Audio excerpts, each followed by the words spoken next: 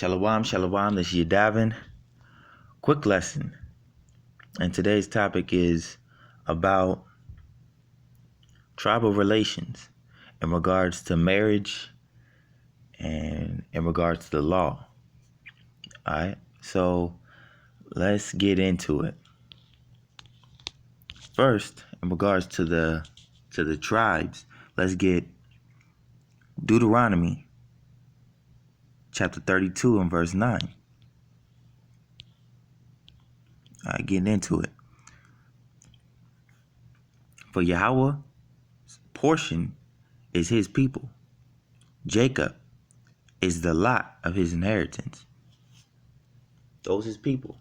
Jacob. All 12 tribes of Israel. He's the God of Abraham, Isaac, and Jacob. Alright, got that? So, with that in mind, we got to know our heritage. What's our heritage? The law, statutes, and commandments. So, we're going to get an understanding of what the law, statutes, and commandments says in regards to this specific subject, marriage, and dealing with the tribes. All right, so we're going to connect this together. We're going to go to Leviticus chapter 19, verse 18. Real quick lesson today.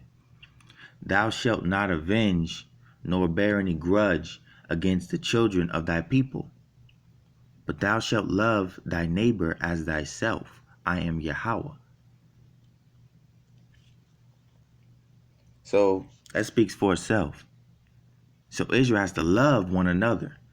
You got to love one another. Each tribe, Asher's got to love Zebulun. Zebulun's got to love Judah. Judah's got to love Issachar. Issachar's got to love Ephraim, Manasseh, Naphtali. All right, Dan. Okay, Levi, Benjamin, Simeon. Okay, Reuben and Simeon got to love each other. All the tribes got to love each other. That's what that's talking about. Okay, this is the children of thy people. All right, love thy neighbor, which is the children of thy people. All right, now in the law, when you get into the law, you really get into that milk. One law complements another law. So we're going to get into a specific law in regards to marriage that actually complements this law of loving your neighbor. I'm going to connect it all together. All right, so let's get to Numbers chapter 27 and we're going to start at verse 1. We're going to tell this story. So then came the daughters of Zelophehad, the daughter of Hefer, the son of Gilead, the son of Machir, the son of Manasseh, of the families of Manasseh, the son of Joseph. They kept records. So these are Manassites of the line of Joseph. And these are the names of his daughters. So this is this Manasseh's daughters. And the Manasseh's daughters' names were Mahlah, Noah, and Hoglah, and Milcah, and Tirzah. And they stood before Moses and before Eleazar the priest and before the princes and all the congregation by the door of the tabernacle of the congregation, saying. All right, so these are these women at the doors of the congregation. They're all saying this. They're unified and they're coming and they're saying this. And they're coming before the priest. All right, so get a mental picture of what's going on right now. You got these daughters of this Manassite man, and they're coming before, okay, this Levite. Okay, reading on. Our father died. So these women, they got a father, one father, they're all sisters, died in the wilderness, and he was not in the company of them that gathered themselves together against Yahawah. So he's letting them know, okay, my father, our father, he was a good guy. He was an upright man, basically. He didn't turn away from the Most High. All right, in the company of Korah. but died in his own sin and had no son. So this man, he didn't have any sons, or he didn't have any sons. Those were his only offspring were daughters. All right.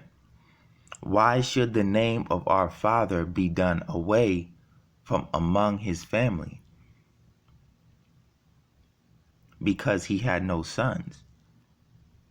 All right. So putting yourself and understanding the way things went, we know that by Numbers 118 that the women are significant, the men are significant.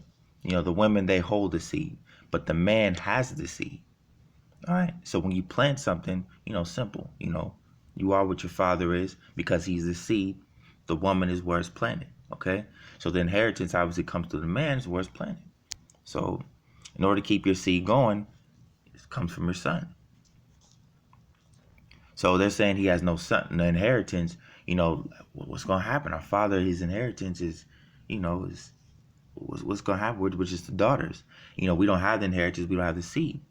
All right. So now they're saying what they're proposing to this priest. They're saying, give unto us, therefore, a possession among the brethren of our father. And Moses brought their cause before Yahawah.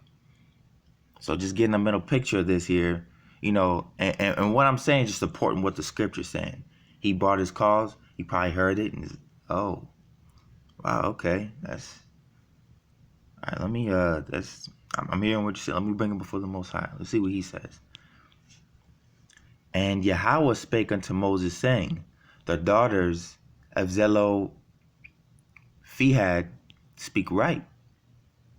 Thou shalt surely give them a possession of an inheritance among their father's brethren, and thou shalt cause the inheritance of their father to pass unto them.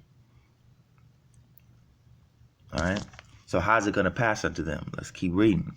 And thou shalt speak unto the children of Israel, saying, if a man die and have no son, then ye shall cause his inheritance to pass unto his daughter. All right. So you shall cause his inheritance to pass through his daughter. And if he have no daughter, then ye shall give his inheritance unto his brethren. All right. So basically what it's saying is, the point is basically is that we don't want any of the tribes to be cut off. Manasseh, we want to keep that Manasseh line going. So what it's saying is the inheritance is going to pass to the daughter. So now the daughter is going to marry a person of her same tribe, not mixing. All right. Let's make that clear. Let's make that abundantly clear. Let's get Numbers chapter 36.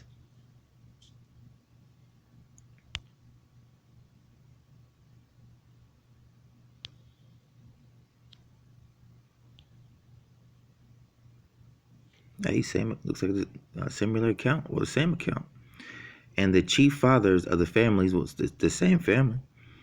The chief fathers of the families, the children of Gilead, the son of Machir, the son of Manasseh, of the families of the sons of Joseph. All right. Came near and spake before Moses and before the princes, and before the princes, the chief fathers of the children of Israel. And they said, Yahawah commanded my Lord to give the land for an inheritance by lot to the children of Israel. And my Lord was commanded by Yahawah to give the inheritance of Zelophehad, our brother, unto his daughters. So inheritance of our brother, these people are coming and they're saying that the inheritance should go to an inheritance of our brother. Like, I want, this is going into, you loving your brother. I want my brother Zelophehad, who has daughters, and they want the inheritance, as it was commanded that will go to them. As we just read in, the Numbers chapter 27. All right, and if they be married to any sons of the other tribes, now we're connecting it. We're honing in on how the inheritance is going to fall on the daughters. Because at the end of the day, you could say the inheritance falls on the daughters, but the daughter doesn't have the seed. The man has the seed. All right, so hey, how are we going to deal with this? And that they're real practical, and they're saying, and if they be married to any of the sons of the other tribes of the children of Israel, then shall their inheritance be taken from the inheritance of our fathers.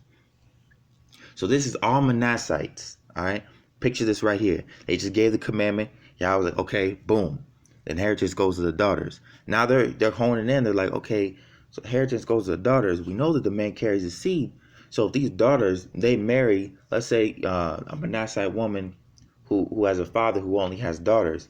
Let's say he marries a Zebulonite. He meets a Zebulonite. They hit it off. They get married.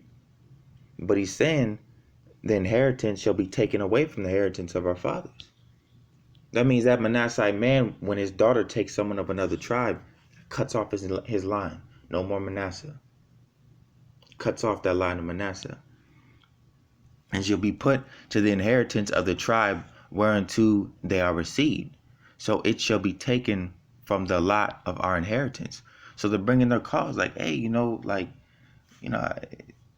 if she marries someone of another tribe, that's it for us. He only had daughters, as we read over there in 27.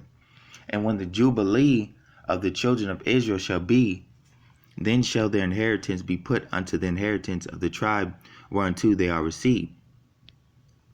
So shall their inheritance be taken away from the inheritance of the tribe of our fathers.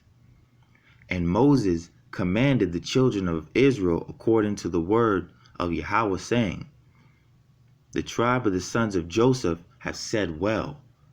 Basically saying, hey, you speak right. The Most High said, as we read before, connecting the dots, the 12 tribes, not just one tribe, all of them are his inheritance. So Asher, we want Asher to keep going. We want Judah, hey, keep going, Judah. We want Levi. We don't want Levi to be cut off. All right, so it says, this is the thing which Yahawah doth command concerning the daughters of Zelophehad, saying, let them marry to whom they think best. So, hey, whoever you fall in love with, hey, whatever you think best, whatever, you're led to do. Man's steps are ordered by the Most High. Whatever you think best, And then only to the family of the tribe of their fathers shall they marry. So you can marry who you want, but you got to marry in the same tribe. Your father had no sons. You're of the tribe of Manasseh. You're going to keep your father's name going by marrying someone out of the tribe of Manasseh. Simple. All right. And then it says, so shall not the inheritance of the children of Israel remove from tribe to tribe.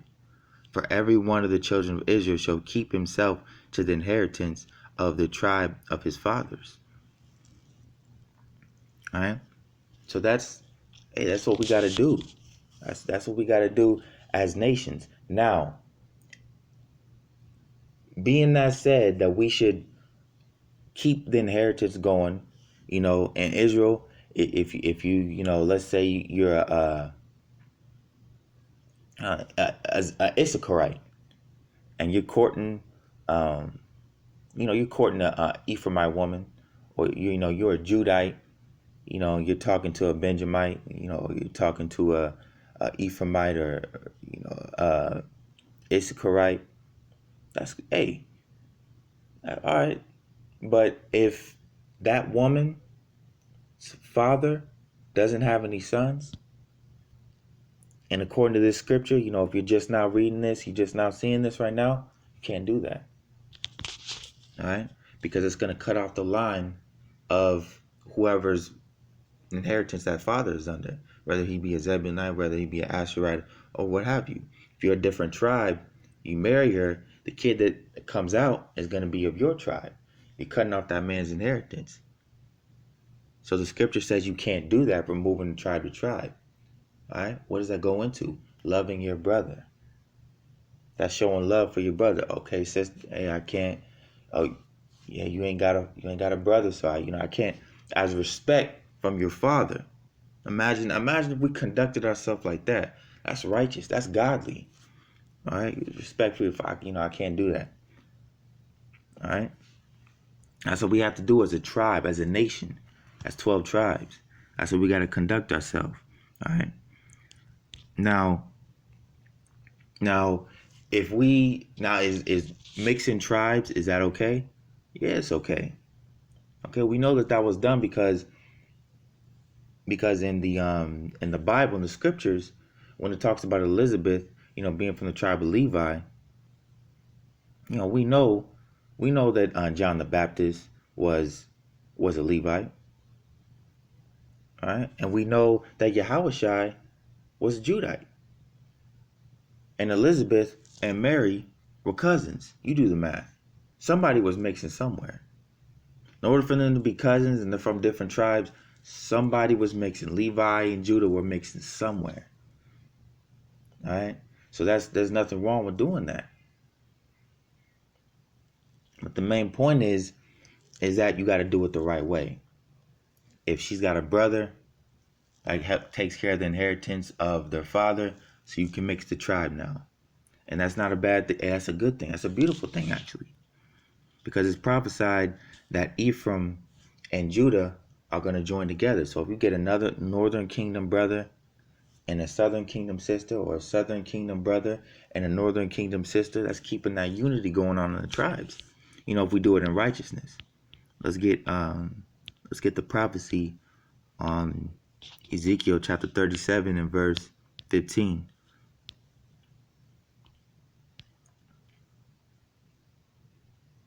All right, we're just crying aloud, declaring the law, statutes, and commandments. That's what we're going into. The law, statutes, and commandments. This is Ezekiel chapter 37, verse 15. The word of Yahawah came unto me, saying, Moreover, thou son of man, take thee one stick, and write upon it for Judah, and for the children of Israel his companions. Then take another stick, write upon it for Joseph, the stick of Ephraim, and for all the house of Israel his companions. Now here's a key thing. And join them one to another into one stick. All right, so when we see Northern Kingdom brothers and Southern Kingdom brothers, you may hear some at one stick. I mean, we're speaking of unity. And join them together into one stick, that they shall become one in thine hand. Sometimes, so if you get a Northern Kingdom, Southern Kingdom, it's beautiful if you get the same tribe, Judah, Levi, Naphtali. But if you get two different tribes, you're making a statement, unity. You know what I mean? This tribe, this is prophesied, and you marrying, keeping that vibration going. Think of it like that. So that's a beautiful thing. It was done, but again, we got to do it the right way, because though it's a beautiful thing, we can't do it at the expense of our brother. All right? You can't enjoy that beautiful thing at the expense of your brother, because at that point you break the law, and then it's no longer a beautiful thing. It's corrupt. All right? This is Hebrews chapter 13 verse 1. Let brotherly love continue. All right? And that's showing love. That's showing love. Whether you don't even know that sister's father, you're still showing love. He's an Israelite. She told you, hey, he's this, that. Even if he doesn't know, you still respect the brother, because that's showing brotherly love. You're keeping the law, statutes, and commandments. Let's get that. Because all through the Bible, everybody in the New Testament, they knew the law, statutes, and commandments. This is Paul. This is 1 Thessalonians chapter 4 and verse 9. But as touching brotherly love, ye need not that I write unto you, for ye yourselves are taught of God. How are you taught? By the law, statutes, and commandments. You are taught of God to love one another. All right? Edifying. Showing your brother the laws, the statutes, the commandments. That's love. That we keep the law, statutes, and commandments. Help your brother in keeping law, statutes, and commandments. That's love. Dealing with the tribes. That's love. All right? And how are they taught of God? They're taught through the law. So the people that Paul was talking to, they were Israelites. And he said, you know what's going on. You know you were taught of the Most High to love one another. And this is one of those aspects of the law that we can utilize that law and love one another by keeping this particular law that we're honing in on right now in regards to the different tribes. All right? And that's it. This is your diving. Another lesson. Shalom. All praise to the Most High. Nations 12.